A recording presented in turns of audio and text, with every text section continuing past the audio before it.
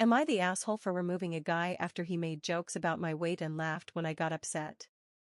I, 18F, need some outside perspective because I'm feeling really sad and confused about this situation. I've known this guy, 17M, almost all my life. Every weekend I hang out with him and my cousin since they're friends.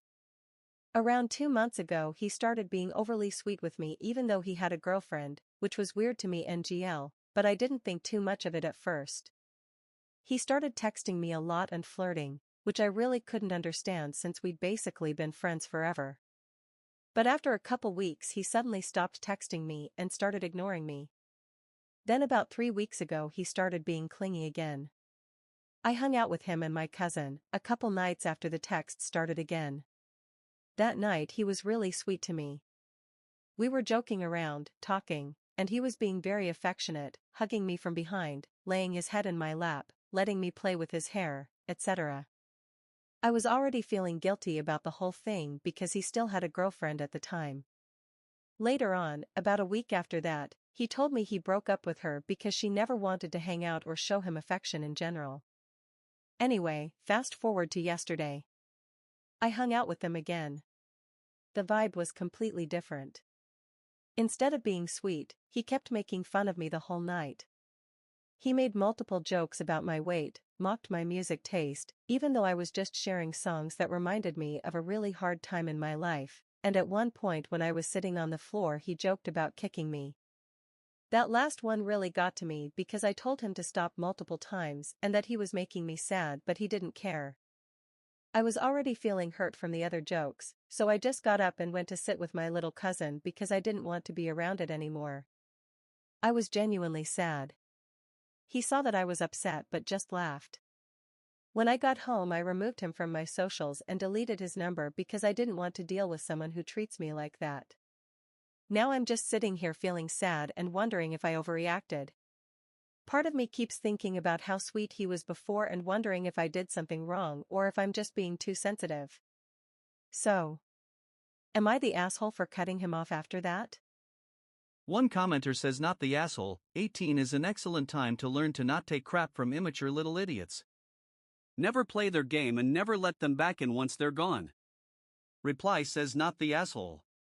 He showed you who he is, a game-playing asshole who's willing to flirt despite having a girlfriend. He's also cruel. Don't settle for this crap, you're worth more than that. OP says you're right, thank you. Another commenter says, not the asshole but I feel you should have cut him off as soon as he was being flirty around you while he had a GF. How can you trust a friend that isn't even loyal to their significant other? OP responded with you're right but I just felt bad cause we had been friends for so long you know? One reply says understandable, I think a good rule to live by with friends and significant others is if they can do it to someone else, they could do it to you. OP replied, I'll think of it that way from now on, thank you. Final comment says not the asshole you've described negging, love bombing, and ghosting. This guy is trying to demean you, lower your self-confidence, and maximize your emotional dependence on him. Cutting him off was literally the healthiest thing you could have done. 18 is the perfect age for him to learn that negging is stupid. Am I the asshole for not inviting my ex-husband a Fairchild to my daughter's birthday party? I absolutely stand on what I did but my ex-mother-in-law feels like I'm so cold-hearted, and I was wrong for saying no. I don't think she realizes it's her son's fault for all this. Oh, I do admit that I was wrong for calling him an affair baby, calling him son would have been fine. I, 35F, have 3 daughters with my ex-husband, 37M. We've known each other since we were kids so we have a lot of history, a lot of chemistry that doesn't go away. We got married and it was the best day of my life, that was the start of our new lives, being loyal. What I wasn't aware of was that he was having a long-ass affair with my so-called friend. It still pisses me off because I trusted her, she's been to my house, smiling in my face while this was going on. Also I'm not blaming one person, I'm blaming both of them. The part that made me want to throw up is that they had a secret baby. 5 months later I found out the whole truth, my ex had another phone. From messages to explicit pictures, lovey-dovey conversations. I was disgusted to say, you give a man loyalty and he still does you wrong. He didn't know I found out because I acted like everything was okay, to build something for a divorce. It was crazy because we were 3 kids deep, and he goes and does this. Fast forward, it's been 4 years since the divorce was finalized. I do think my life has been good, I'm taking care of myself and the kids. Getting back into dating, still while co-parenting. The kids do go over to their dad's house sometimes, and they see their brother. They just started getting close to him because those 2 years was when my ex-friend didn't want my kids around him. So they've been around him since he was 3 and now he's 4. He's got used to them because he always cries when they leave. I've been around him a few times. Last year he was at my annual Easter hunt for the kids. My ex on the other hand? He's going through it. His baby mother is not in their child's life, but when she is, then she's only asking for money. He used to be a good-looking man, but now he's gained weight, looks like his soul was sucked out. It's crazy how two people can change each other. So my daughter, 6F, birthday is coming up and I asked her who she wants there. I already added the immediate family, but I wanted to know if she wanted friends. She told me but said she doesn't want her brother there. I tried to ask her if she's sure because I do try to make them have a healthy sibling bond, but she didn't want it. I got a text from my ex. He was asking if I know what I want to do for our daughter's birthday. I told him I had everything. I decided to tell him. I told him that our daughter doesn't want his son there. I already knew he was going to blame me and say I made her say that. I don't speak bad on their brother because he did nothing to me. I was correct because he went off saying I don't want his son there and blaming it on our daughter. Mind you, I didn't. I tried to calm the situation down, but he wasn't hearing anything I said, so I hung up. Now he ran with this and told his mom, so I cussed her as out because y'all are not about to gang up on me. One comment reads, "Not the asshole. Your daughter's birthday should be about her happiness, not fixing the consequences of your ex's mistakes. The child isn't at fault, but neither are you." Responder says, "Yeah, it's what your daughter wants and you specifically asked her twice about it. It's hard to accept for your ex, but that's just what it is. He is being paranoid because he's guilty. So he's projecting on you. Not the asshole. Stand your ground. He and his mother just have to deal with it." Another comment says, "Not the asshole.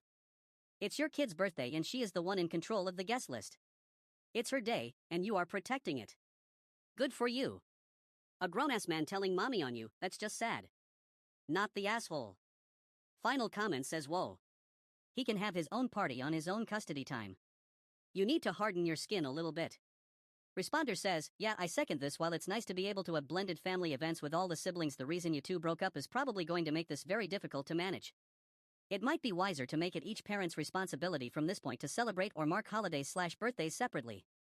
Then hosting, engaging, or treatment of your husband's affair child never becomes something you have to manage again. You guys have many years of co-parenting ahead of you. Please pick sustainable practices so that your kids know what to expect and can gain comfort from knowing the routine. She's not going to harden her skin because she still sleeps with him. The affair partner is MIA and OP said her and the ex still have chemistry. No one would say that unless she was still sleeping with him." Am I the asshole for not leaving something to my estranged daughter and her kids after she cut us off? I have a terminal disease and I'm dying. I'm in my late 60s and even before this my health wasn't great. I'm a dad to 4 kids and a grandpa to 6 little kids, but I only know 2 of them. My oldest daughter was from a previous relationship of mine, while the rest of my kids were from my wife. My daughter's mother always put lies in her head about me and tried distancing us from each other, and it worked. She told me multiple times her stepdad was her actual dad, and I just stopped trying even though it hurt, and I just focused on my other kids who actually love and care about me, and with time I got used to it. I wasn't even invited to her wedding, and that was the end of our relationship. We used to have very low contact, but after she got married there was no contact between us whatsoever. I guess she must have been told about my sickness because last week she called for the first time in years not to check up on me, but ask about my will. She says because I was an absent and horrible dad to her, she and her kids deserve more from my will than my other kids who were always there, especially after I got sick. I told her she and her kids aren't getting anything from me because she clearly didn't need or want me, so she doesn't need my money. She went off on me, and even my ex is backing her and saying that she was always right about me. But I think, why should my kids have to share what I earned with my hard work with someone who actively hated me? Am I wrong here? One commenter says, "Not the asshole, and now that you know she knows, talk to a lawyer. You may want to adjust it so she gets a single dollar." Make it so she can't contest your will. Again, a lawyer would know better. I've just seen too many greedy people contest wills trying to obtain more. And if she does contest, your kids could lose a ton of their inheritance on legal bills to fight it. One reply says, I hate that it even has to be this way, but I agree.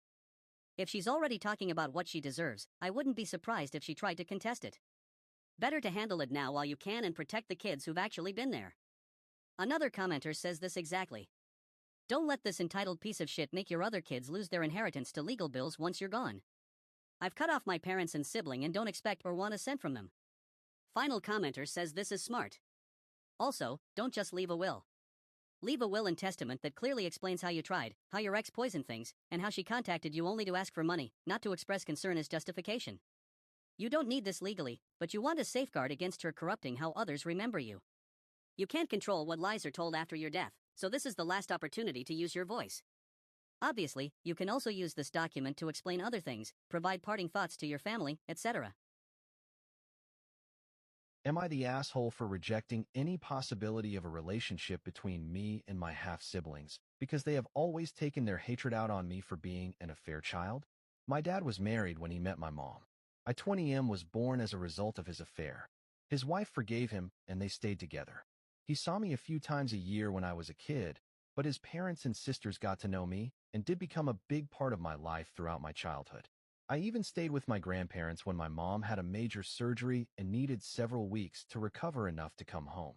As a kid, I saw my half-siblings a number of times, and it was always an awful experience. They hated me, which is fair, and I don't hold anything against them for feeling a certain way. But they took that hatred out on me. They threatened me, called me disabled slurs because I have a disability, told me I should never have existed and should never be allowed to interact with any of their family ever. I was screamed at because I called them my siblings when that's what our grandparents and aunts called us. Some of the things they have said to me would worry most adults if they heard a minor say that to a much younger kid. Age gap is 8, 10, and 13 years. A few times I worried they would actually follow through with their threats against me and my mom. Had they ignored me or avoided me completely, I would have been a little sad, but I would understand it. But as an adult, I can say I do not think it was fair how they treated me. They loved their dad and defended him and tried to make it my fault and all my mom's fault. Their mom was the same, so it's understandable to a point. But even as adults, they continued acting like that.